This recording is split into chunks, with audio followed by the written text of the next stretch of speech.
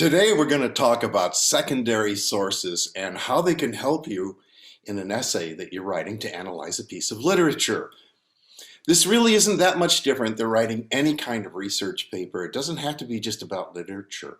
For instance, let's say you're writing an essay about cures for cancer. You're going to want to advance your argument about what the best cure for this particular kind of cancer is, and then support your argument with evidence, hopefully from a peer-reviewed journal of medicine or research, not some blogger or some conspiracy theory person who's got a little site on the internet. You want to get scholarly information that will make your paper sound like authoritative.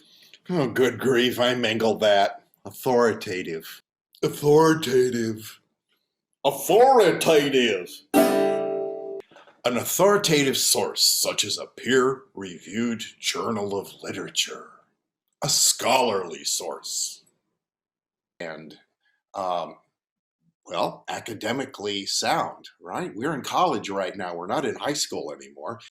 So how do we do this in a literature paper? There's several different kinds of secondary sources that you can bring in to support your argument. Let's look at a few. Probably the gold standard for any department across the curriculum in college is the peer-reviewed journal.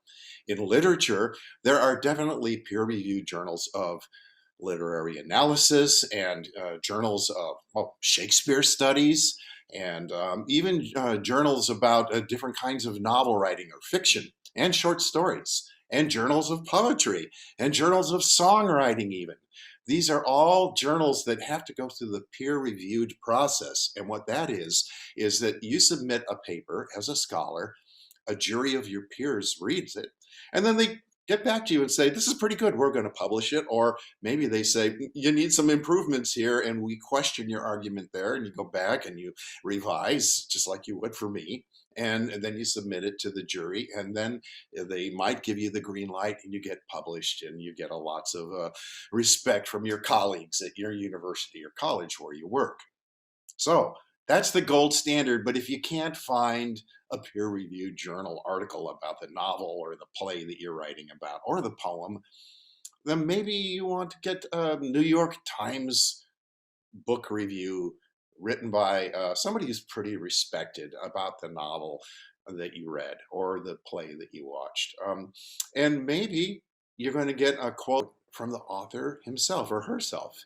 That's a really good source. It's an insight into the way that the author has written the book. So maybe the author is talking about character development and your argument is about character development.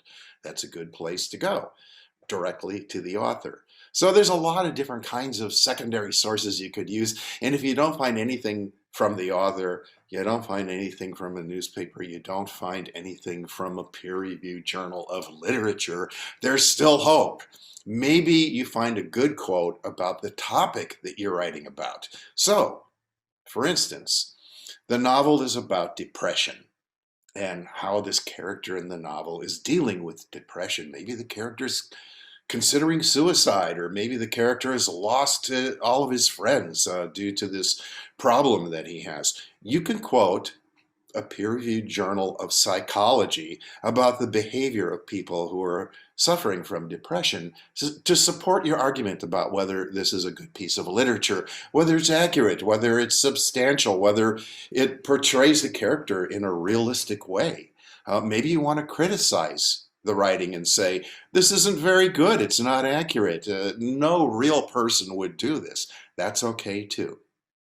I hope that makes sense, and if you have any problems at all in finding secondary sources to support your analysis of a piece of literature, don't hesitate to send me an email, okay?